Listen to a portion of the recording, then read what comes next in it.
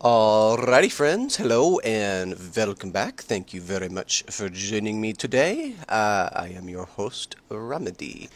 As you can see, we are back here for our part two of the clock tower. Um, I have, in addition to our binary counter back there, I have gone ahead and I have built what would be the clock face. Now, obviously, if you're building a Big Ben style clock tower, it's not going to sit nicely on the ground like this. It would be at the top of a building. I just, for simplicity, went ahead and built the frame for us. These, I'm not going to show you how to build. There are very good images. If you just Google image, you can get the pixel art fairly easily and copy it. I will tell you, I just took the image of the Minecraft clock and just built it as pixel art, so it was pretty simple to do. So yeah, I'm not going to do this guy, but I will show you some modifications that we need to make to it. And then I will show you how we're going to do the cycling of the hour and the time. So, right now we are on the front of the clock tower, and I have our clock to run the clock, for lack of a better phrase, right back there behind it, where it will feed into kind of the scrolling hour here.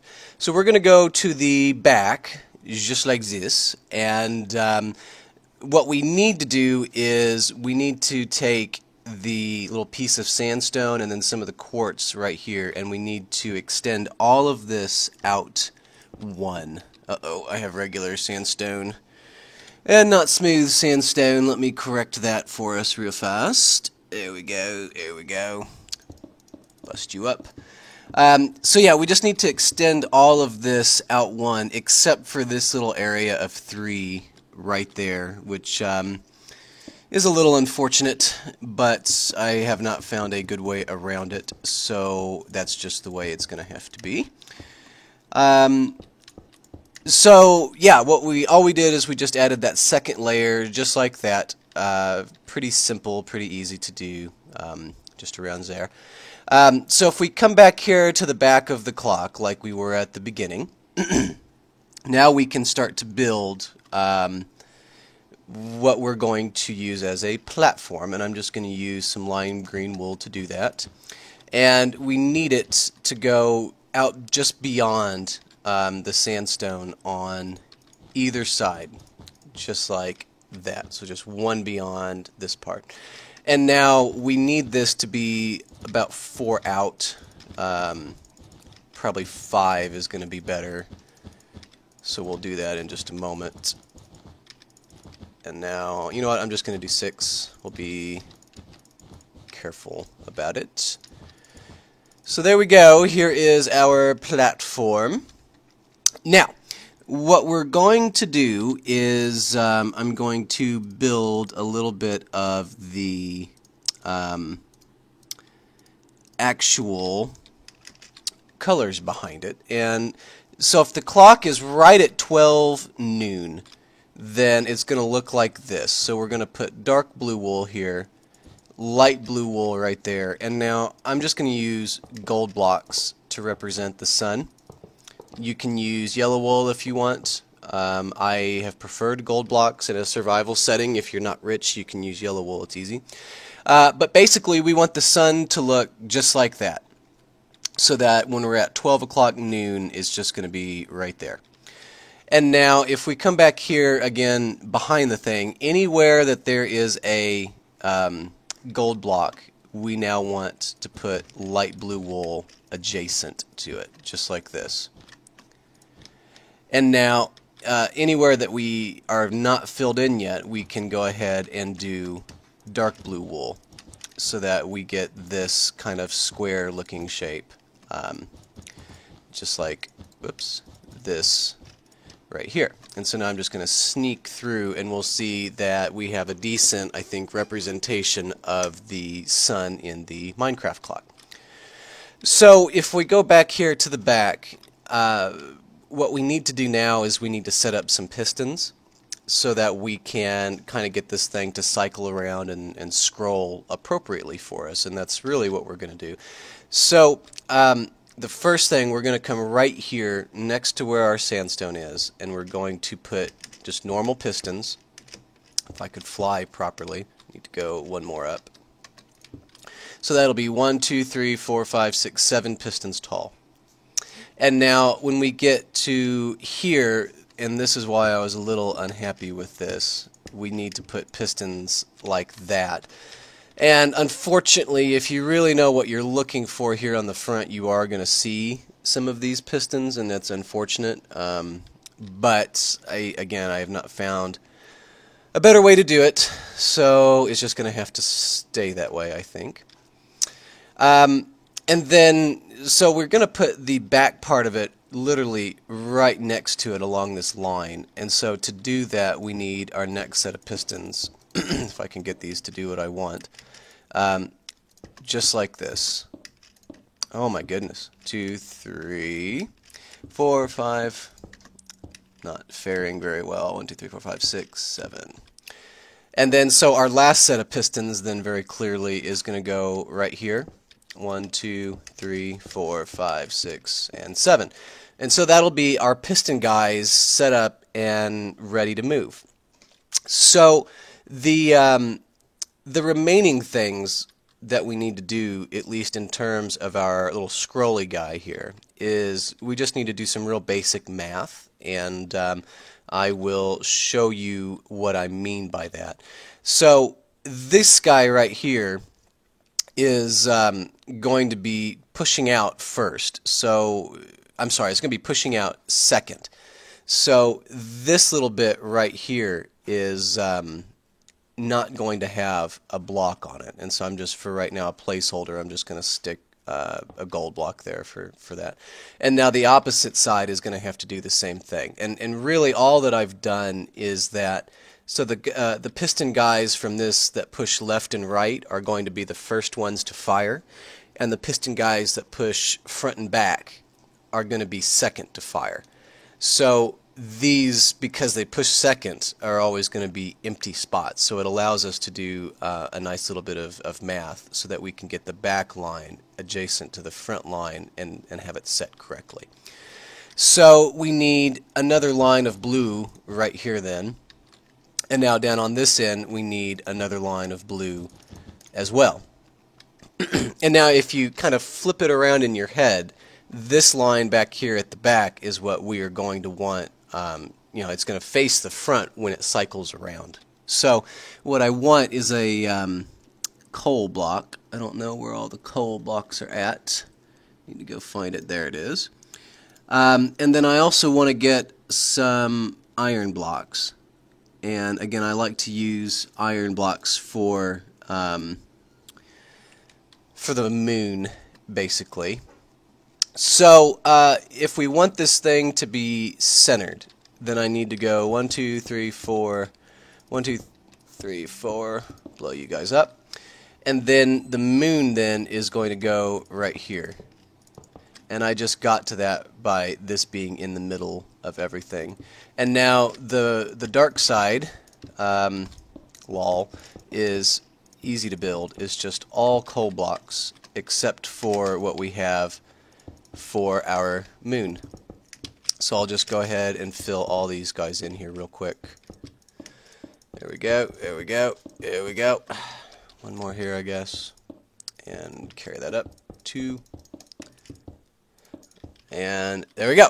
So now the last thing we need to do is we need to go our placeholders. We need to break our placeholders. We do that like that. So now we should have our scrolling clock face set up behind, ready to go. So this is what it'll look like from this side.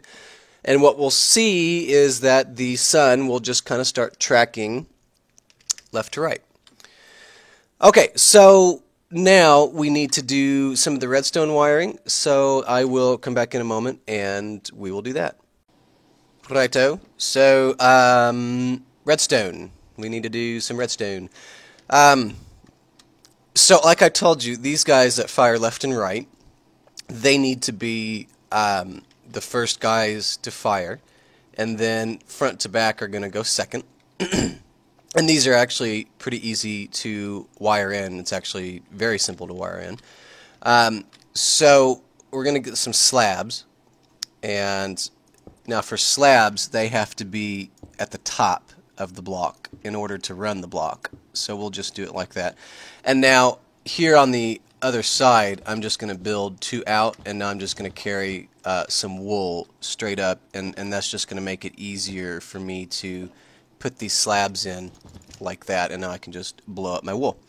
So my redstone then is just going to go on top of the slabs just like this, and I'm just going to break for a moment this line of blue wool right here, and I'm going to do that so that we can test and make sure that all of our pistons are going to run. And of course they didn't, because I forgot a very fundamental thing of redstone, which namely is if it's not facing into the piston like that, it's not going to run it.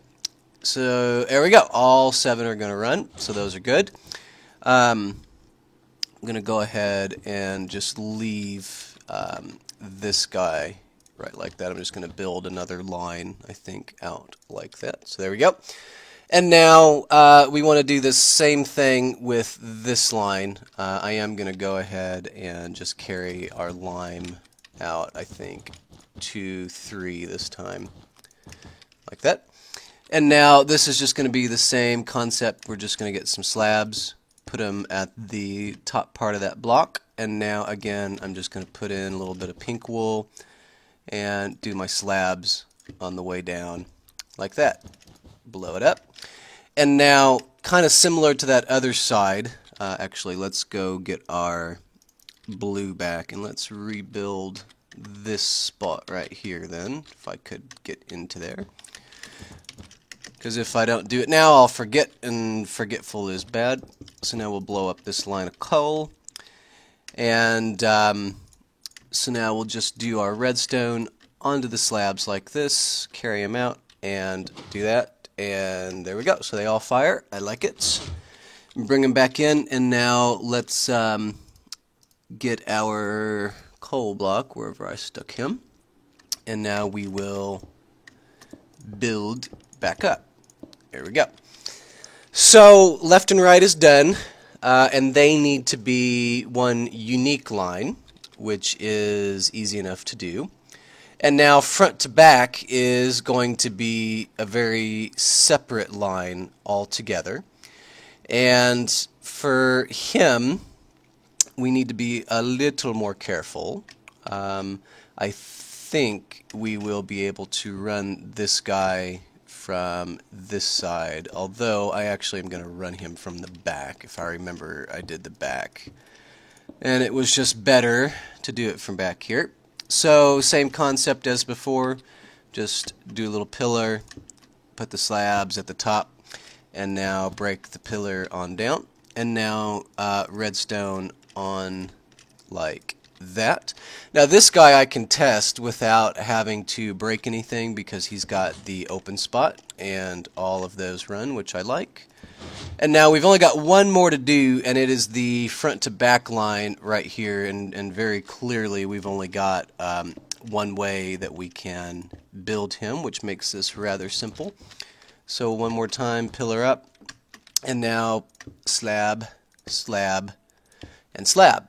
And we'll just break these guys, and now do our redstone like so. And now I'm just gonna test this guy as well. And 1, 2, 3, 4, 5, 6, 7. Okay, so everything so far is doing what we want it to do. Now, we need to connect all these guys together, which is not all that bad. So we will connect them here when I come back.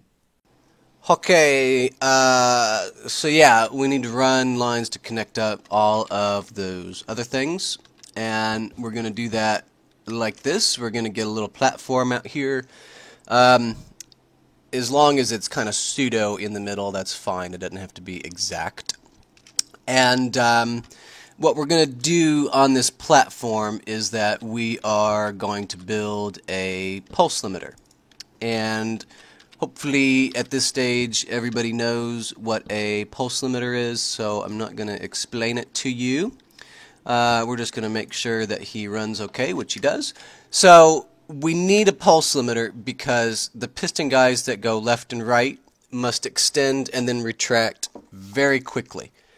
And they have to do that so that they're not extended when the front to back piston guys try to run, because if they are, then these guys won't move and our picture will just get stuck and it won't actually rotate. So then off of the pulse limiter, we're going to take our signal here off of this torch, and then we're just going to go left and right like this. And now this side is a little interesting because we need to bypass this, but this guy also has to be delayed more than this guy does. And the easiest way to do that is to take our line off of here. Now we need to count and make sure 1, 2, 3, 4, 5, 6, 7, 8, 9, 10, 11, 12, 13, 14, 15. It's exactly 15. And we're going to test that real fast to make sure we didn't miscount by just sticking a torch right there and then seeing that, okay, every piston does in fact run, which is what we wanted. So now I need to get a little bit of blue wool back, and we need to go right down in here and build that guy back up. And now this is super convenient because it allows us to bypass this guy. And now to get to him, we're going to take a repeater on full delay, just like that. And now we're already delayed another 1 because of this. So at some point here, we're going to need to add this last little bit of delay, which we'll do just like that right there. So then, actually that is not correct. I am so sorry. This right here needs to be that extra bit of delay like that. I'm so sorry. So basically when I had it over there, it was adding to this as well, which would have been bad, and we want these to offset so that they are exactly 4 ticks. So this would be here. Yeah. Hopefully you understand what I said there. I didn't say it very well. This side is fortunately much more convenient because I can just stick a repeater just like this here on both of those. And now we have basically the same setup, except we don't have to worry so much about the distances. We just need to make sure we don't crosstalk with this little slab right here. So now if we have done everything right, I should be able to push a button here and watch everything now cycle around, which it actually happened to do. So if I go ahead and push the button again like that, and now we come out here to the front, you see that our sun is now being offset and the night is starting to creep in just a little bit. So the last thing to do is we just need to hook up from our clock down here, and then there's also a couple of fail-safe type things that I'm going to build into this guy. So I'll come right back to you and we'll do that. Alright, so just a couple quick little things, and you can be on your way to part 3 of the video, which I'll tell you about in a moment. But if you have some obsidian to spare, and you are concerned about loading and unloading the chunks and having the clock kind of break, then there are a couple things that we can do to help our clock out so that things don't get pushed where they're not supposed to get pushed. It's not a end-all be-all, but it can certainly help us out at least just a little bit. So if you come here to this side of the clock right here, we can put a line of obsidian starting right here, and obsidian blocks cannot be pushed. So basically if this gets a little out of sync, then it'll hit these obsidian blocks and it will not push, and instead of just breaking everything, the clock will just stop running, and it'll hopefully save you a little bit of time in trying to repair if it breaks. And then you can do the same thing here with your obsidian blocks. And now there's one more place that we can do it. So if we come here to the back and we move that line over diagonally just like that, we can take our obsidian and do the same build. Now, obviously, on this part right here, we're limited in how much we can actually do that by the actual clock itself. So we can put a couple, but not perfect. So anyway, so those are just a couple things that we can do to just kind of help our build out a little bit. And now the final thing, the very final thing, I'm going to get a little bit of yellow wool since we haven't used any of that. When you actually build this, obviously you won't have your lines so far away from each other. You won't build your clock way over there and your clock to run the clock here. You'll build them kind of underneath or at least centered depending on how many clock faces you want. But for purposes today, I built it way over here. And so this is the torch that we're interested in then, that I just placed. And we're just going to carry the signal out a little bit. Now, we need it to be off when it gets up to the top here. So I'm just going to kind of continue along with torches. We're going to do, I think, one more. And now I believe we should be able to do our last inversion right there. And now run our yellow line out over this way. 1, 2, 3, 4, 5, 6, 7, 8, 9, 10. Okay, well that's plenty right there. And so really what we want to do is run this guy into our pulse limiter like this. And now for funsies, I'm just going to stick a repeater right there. And now went ahead and ran. Well, that was very convenient. I was going to say we can wait and we can watch it run, but it went ahead and did it for us, so that was nice. So what we've done here, and I explained this a little bit with our signs at the beginning of the first episode, but just as a refresher, this guy's going to count 600 ticks, which, if we've done our math right, is 60 seconds or 1 minute.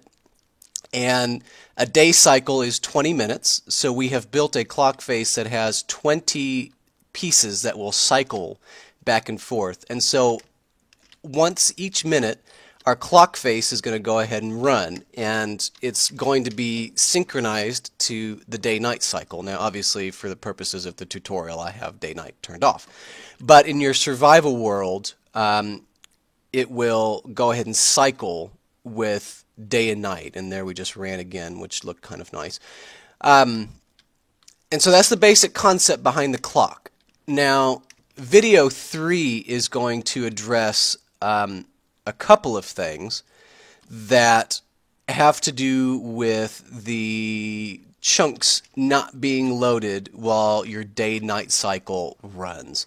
So basically, if you go out of range, if you go away, if you teleport to a friend, in the case of Creatious, if you go to the mining world, or again, in the case of Creatious, if we have a day-night vote, which basically just means that the day cycle or the night cycle will speed up, then your clock is going to not be synchronized anymore. And so what we're going to do is we're going to use a daylight sensor in conjunction with an AND gate, and we're going to connect that AND gate up to bits and pieces included in the clock.